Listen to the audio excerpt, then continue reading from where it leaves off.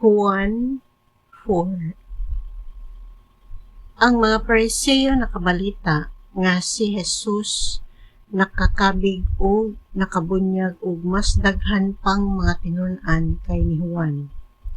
Apan ang matuod mao nga si Jesus mismo wala mangunay pagbunyag kundi ang iyang mga tinun-an lamang. Busa sa pagkadungog ni Jesus niini mibiya siya sa Judea o mibalik sa Galilea. Sa iyang pagpaingon sa Galilea, gikinahanglan nga moagi gayud siya sa Samaria. Nahiabot siya sa usa ka lungsod sa Samaria nga ginganlag Sicar, nga dili layo sa yuta nga gihatag ni Jacob ngadto sa iyang anak nga si Jose. Ato adidto ang atabay ni Jacob. Milingkod si Jesus tupad sa atabay kay gikapoy man siya sa panaw. Mga 12:00 nakadto sa udto. Niining tungura ang mga tinun-an ni Jesus miadto sa lungsod aron pagpalit og pagkaon. Unya miabot ang usa ka babayeng Samarianhon aron pagkalus og tubig. Miingon si Jesus kaniya, "Paimna ra ako." Ang babaye mitubag, "Hudeo ka ug ako Samarianhon. Unya nganong nangayo ka man kanak og tubig nga mainom? Kay ang mga Hudeo gud ug ang mga Samarianhon wala may sandurotay." Si Jesus mitubag, "Kung nasayod ka paunta sa gasa sa Dios o kung kinsa kining nangayo kanimong tubig, mangayo kagayud unta kaniya o hatagan kaniyag tubig nga naghatag sa kinabuhi." Ang babaye miingon, "Sir, wala kay timba og lawom ang atabay. Asa ka man magkuha niya ng tubiga?"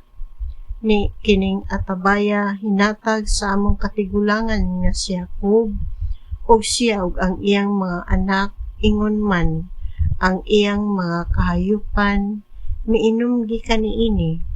Labaw ka pa ba di ay kang Jacob? Si Jesus mitubag, "Ang moinom niining tubiga uhawon pag-usab apan ang moinom sa tubig nga akong ihatag kaniya dili na gayud uhawon. Kay ang tubig nga akong ihatag mahimo diha kaniya nga usa ka tuburan nga mohatag og buhing tubig o kinabuhing walay katapusan." Ang babay miingon, "Sir, hatagi ako niining tubiga aron dili na ako uhawon ug dili na usab ako moanhi sa pagkalus." O giingnan siya ni Jesus, "Lakaw tawga ang imong bana ug balik nganhi." "Wala ako'y bana," miingon ang babay. Si Jesus mitubag, "Husto ang giingon mo nga wala kay bana. Diha kay 5 ka bana ug ang lalaki nga imong gikaipon karon dili tinuod mong bana. Tinuod ang imong gisulti kanako." Ang babaye miingon, "Sir, nagtuo ko nga propeta ka. Ang among mga katigulangan nga Samarianhon nagsimba sa Dios dinhi niining bukira apan kamong mga Hudeo nag-ingon nga kinahanglang sa Jerusalem gayud simbahon ang Dios." Si Jesus miingon kaniya, "Babaye, tuuhi ako nga moabot ang panahon nga dili na kamo mobalaka asang dapita simbaha ang Amahan.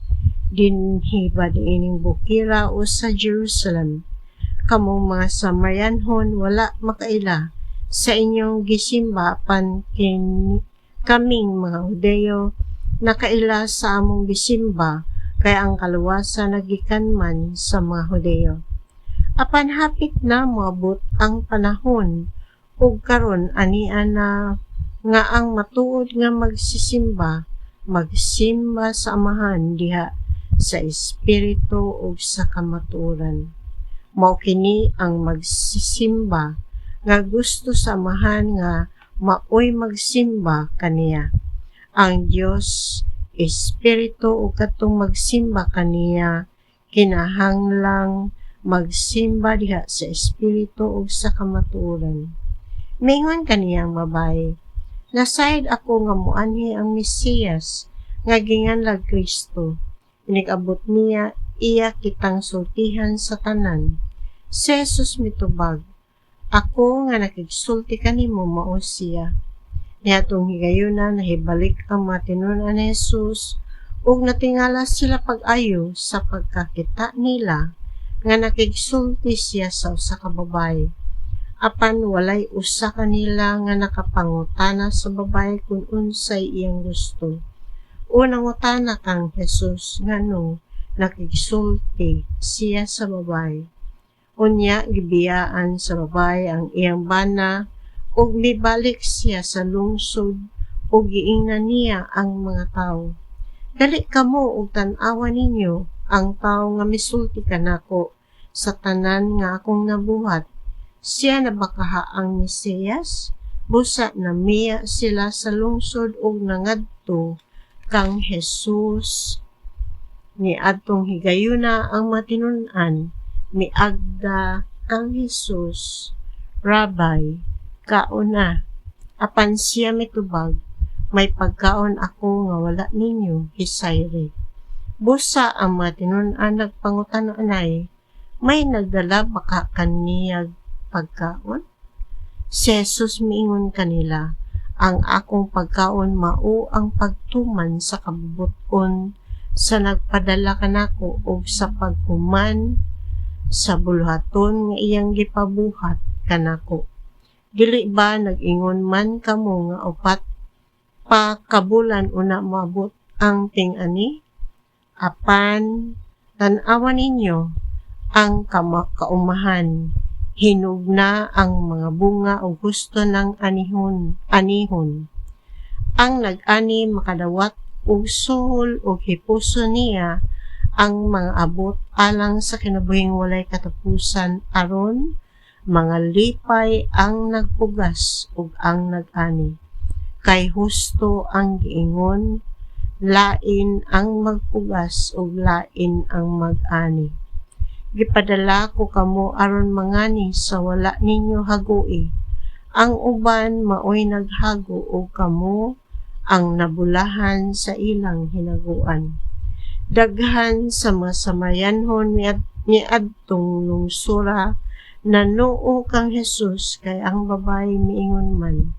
Gisultihan ako niya sa tanan kong nabuhat. Busa sa pag-abot sa mga Samarianhon, gihangyo nila si Jesus nga magpabilin uban kanila o nagpabilin siya didto duha ka adlaw. Daghan pagayud ang nanuo kang Jesus tungod sa iyang gisulti. Giingnan nila ang babae, mituon na kami karon dili na tungod sa imong gisulti kundi tungod kay kami mismo nakadungog kaniya o nasayod kami nga siya mao gayud ang manluluwas sa kalibutan.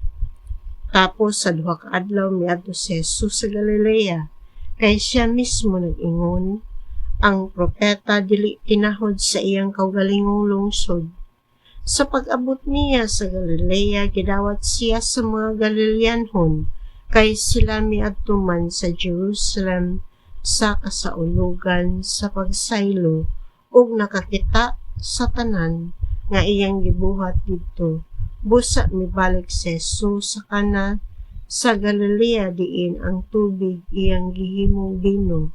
O didto may usa ka opisyal sa kagamhanan nga may anak nga lalaki nga nasakit didto sa Capernaum.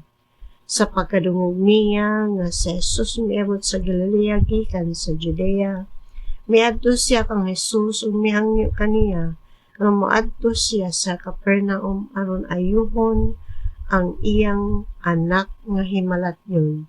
Si Jesus mingon kaniya, wala gayud kaninyo'y mutuo kanako luwas kun makakita kamo mga milagro. Ang opisyal mitubag, Sir, kuyog na intawon kanako sa dili pa mamatay ang akong anak. Si Jesus mitubag kaniya, lakaw na kay ang imong anak na ayo na. Mituo ang tao sa gisulti ni Jesus ug mipauli siya. Samtang nagpadulong siya sa iyang balay, gitagbo siya sa iyang mga sulugoon o gibalitaan nga naayo na ang iyang anak. Unya iya silang gipangutana unsang orasa naayo ang iyang anak ug sila mitubag. Gahapon sa alauna, giwasan siya sa hilanat. Unya, nahinumdum ang amahan nga maugay kadtong orasa nga gisultihan siya ni Jesus nga naayo na ang iyang anak. Busa siya ug ang tanang sakop sa iyang panimalay mituo kang Jesus. Mao kini ang ikaduhang milagro nga gihimo ni Jesus sa iyang pag-abot sa Galilea gikan sa Judea.